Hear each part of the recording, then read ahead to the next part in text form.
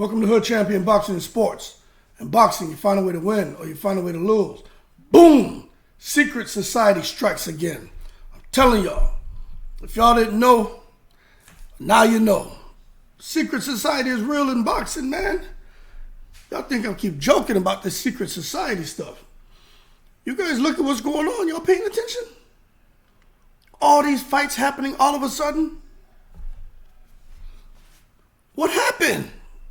I thought the money dried up. Right? The money dried up. PBC is going under. Showtime's going under. Right? Last year and a half, well, we can take it back way further than the last year and a half as far as fighters not fighting each other. And people are saying because everybody wants to maintain the undefeated record, being afraid to lose, right?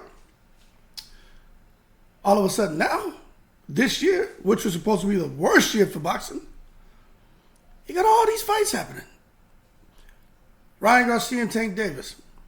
I mean, I'm not surprised that happened.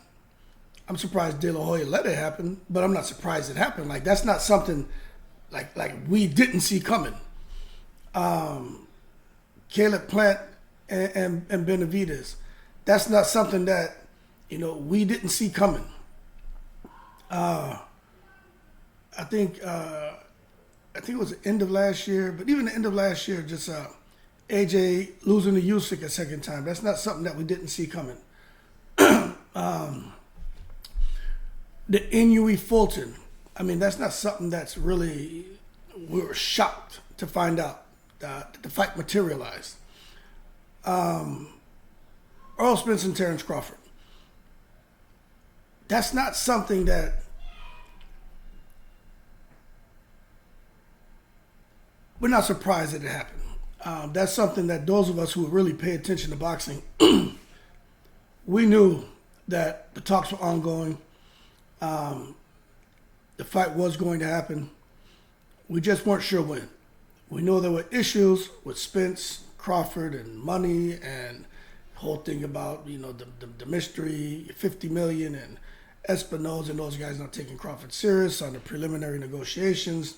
Long story short, when they announced that the fight was done, it was going to be happening in July, I think people were more like, damn, about time, but nobody was like, oh my God, I can't believe they made Spence and Crawford. However, when we heard Canelo Alvarez signed the PBC for a 3-fight deal, right? That was something that nobody saw coming. Now, Eddie Hearn knew, but, then again, he's hanging out with the fly on the wall, so he knows what the hell's going on with the guys who he's associated with. But none of us in the boxing community, as fans, had any idea that Canelo was going to leave Matchroom DAZN, right? And come over to PBC. Al Heyman deserves a pat on the back. Whatever he's doing, let me tell you something. The mystery man has a mystery plan. And he is executing right now. Talk about somebody playing chess, not checkers. So anyway, nobody saw that coming, right? So now we figure Canelo Alvarez is going to fight, Benavidez. He's probably going to fight Jermell Charlo. And then his first fight, Jermell Charlo, because that's what, when we heard that, damn, Canelo's fighting Jermell. I don't think we saw that coming either. But it was, for me, I could kind of understand it because it's like, to me, I was like, oh, he's cherry picking again. But I couldn't really run with that because, well, he's with Al Heyman. So I was like, okay, secret society's up to something. And Al Heyman, I believe Al Heyman is part of the secret society too. I don't care what you say. Ever since Deontay Wilder signed to Skills Challenge Promotions, and he's working over there with those guys in Saudi, the same people who have a relationship with the guy who was rumored to be behind the corruption and the crap that happened between Tyson Fury and Deontay Wilder, and use his influence to give Tyson Fury an unfair advantage going into all three of those fights. Ever since Deontay Wilder signed over there, I believe Al Haym is part of the secret society too. Now, that being said, Canelo signs to fight Jermell. I'm like, oh, cherry picking, secret society at work. They about to put Jermell in there, get him a great payday. Know he's been out the ring for a couple of years. Know it's rough when you have an issue with a significant other, ex-spouse, ex-spouse, and those kids involved, man. I'm telling you, I got 4 boys, man. Let me tell you, man. I haven't been through what he's going through, but I'm just telling you, I know. It's not easy. So then all of a sudden, I'm here rooting for Jermell. I'm like, man, it's going to be hard, but he can do it. 6'1", he's much bigger than Canelo. Got to get the ring rust off. And we're sitting here chilling. Everybody's running with that. I'm like, okay, we're going to see if the secret society jerks Canelo, because the way I saw it, Canelo fighting Jermell, Morrell, or Andre and Benavidez, those are 3 fights Canelo could lose. So I'm fishing yesterday with my boys, my sons, right? And then all of a sudden I get hit with another one of those secret society announcements. Canelo Alvarez is not fighting Jermell Charlo anymore. I said, okay, I could understand, probably something in his personal life. But then I'm reading the article and I'm like, Jermell Charlo? I'm like, oh, they must have wrote this wrong. You know what I'm saying? So then I get through the article, I'm like, why they, I'm like, Jermell's not Jermell. He's not undisputed at 154. Like, that's how my mind's working, right? Because I'm not thinking that Jermell, 154 undisputed, will bubble up 2 weight classes and fight Canelo. It just didn't make sense. But then I went to Twitter and I read like 5 more articles. I was like, oh man, where did this come from? So again, talk about secret society striking again. You could say lightning doesn't strike the same place twice. Oh, yes, it did. Yes, it does, because it sure as hell did yesterday. Canelo is lightning that has the only lightning bolt with the ability to strike twice in the same damn place. And he may strike 3 times over there when he may strike 3 times over there when he fights Jermell, then fights whoever the other 2 opponents are a part of his deal with PBC, the 3-fight deal. He may beat them all, because Canelo Alvarez is the money machine. Just like I feel he can lose those fights, but the secret society gets involved, Canelo may come and sweep all those guys. It's all about money, people. But bottom line is this. Canelo's the undisputed super middleweight champion, and he's taking on the undisputed super welterweight champion, Jermell Charlo. Y'all got to understand, there's a 14-pound weight difference as far as what they weigh in. Now, Jermell, we know, can easily get up to 168. It's not even about him getting up to 168. It's about him and his weight cut stopping 2 weight divisions above where he fights. But what I will tell you is this. Jermell's going to have to, and this is the part that sucks, right? You're going to have to put he's going to have to put the weight on intelligently. Now, although he walks around weighing more than 168, he still has to make sure when he comes to weigh in at 168 that he's not fat. So it's a matter of making sure from the 154 weight limit that he's intelligently putting on muscle, making sure he still has his reflexes and speed. Because I'm telling you right now, 14 pounds is a big difference. And you're not used to fighting, at 168. I'm telling you, that is a huge difference. They can talk about, I feel more powerful, I think I'm going to this. You're going to be slower. Now, I'm sure he has the right trainers in his corner, the right people who are extremely intelligent and will know how to help him maintain his ability to counterpunch, ability to have those quick twitch fibers and reflexes, speed, his accuracy, and probably improve his punching power. But at the end of the day, I just think, Canelo Alvarez, although he's looked pretty vulnerable lately, this is like an Amir Khan situation, in my opinion, man. But I'm not at all saying Jermell is Amir Khan. But this is what it kind of ends up being. Jermell bubbles up a couple weight divisions for a biggest payday of his career. I'm sure Jermell Charlo's making real money. But this the same, same shit with Amir Khan. But anyway, we're going to see. But Alvarez is fighting Jermell Charlo. He's not fighting Jamal. And they're going to be getting busy, man. You know, on September 30th, going to be on Showtime pay-per-view. He's going to be in Las Vegas, which, not sure if fighting in Las Vegas plays to Jermell or plays to Canelo. I would think Canelo.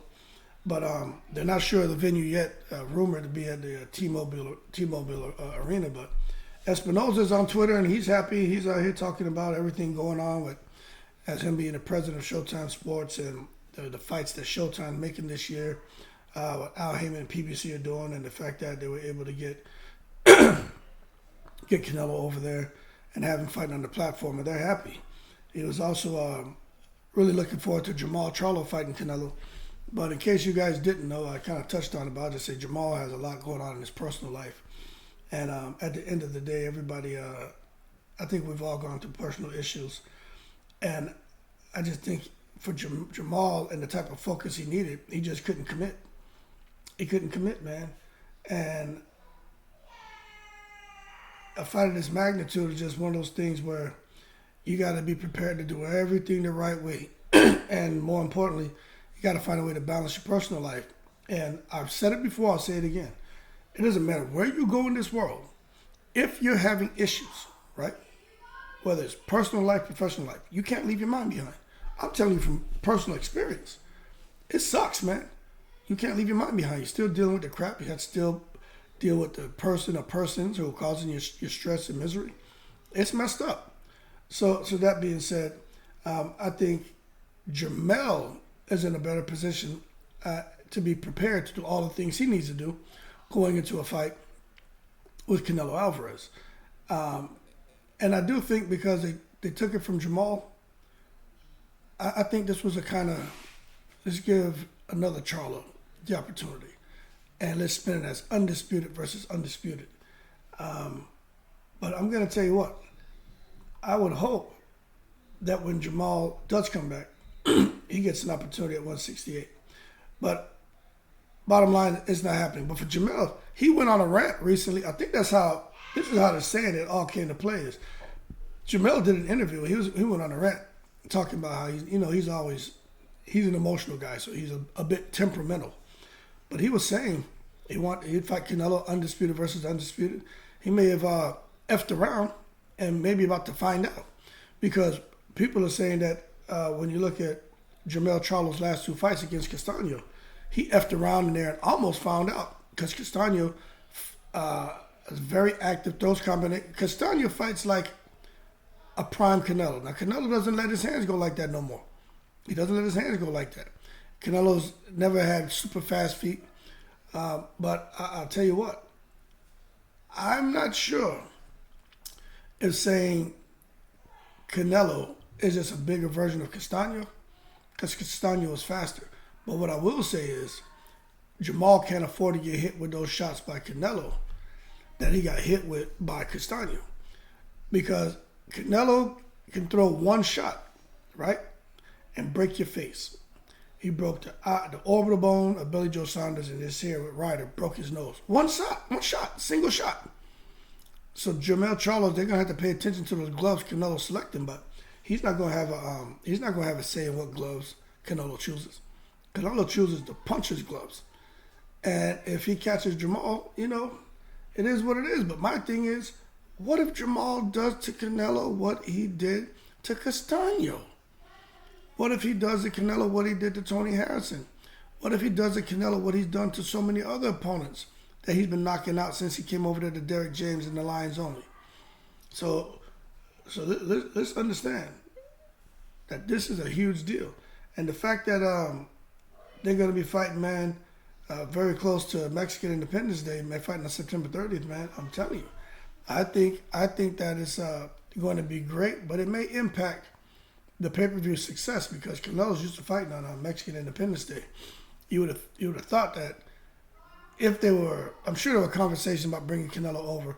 You would have thought they would at least put a deposit down for a venue for Mexican Independence Day. You know what I'm saying? For that date, but someone dropped the ball. But it is what it is. You know what I'm saying? We're going to see just how it goes, because when Alvarez fought Plant, this is something that's interesting. They did almost 800,000 pay-per-view buys, but that was on the Mexican Independence Week Day, that whole weekend. And what I'm telling you is that may create a bit of an issue when it comes to the pay-per-view sales for this fight. But at the same time, I'm not sure it's going to create that much of a problem, because most people know who the hell Jermell Charlo is. They know who the Charlo twins are, and they know those boys can fight. And this is going to be a good fight. This is one of those fights, man. I hope they promote it properly. This is going to be one of those fights, man, where I think everyone needs to be watching. But part of me, I'm not saying it's going to be the same outcome, but I do feel this is like a Canelo versus Amir Khan situation. But I'm not saying it's going to be the same outcome, because Jermell Charlo is not Amir Khan as far as that chin. Matter of fact, Jermell Charlo is one of the most respected fighters in the world. Jermell's more respected than his brother Jermall.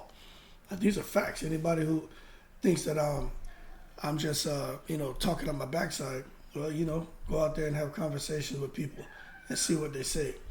And I think that's why with Canelo, when things fell apart with Jermall, I think even Canelo knows people are going to hit him up for cherry picking, and Jermall's not 100%. And that's why I shifted towards Jermell. Jermell can fight, man. He gets busy. And his performances are always impressive.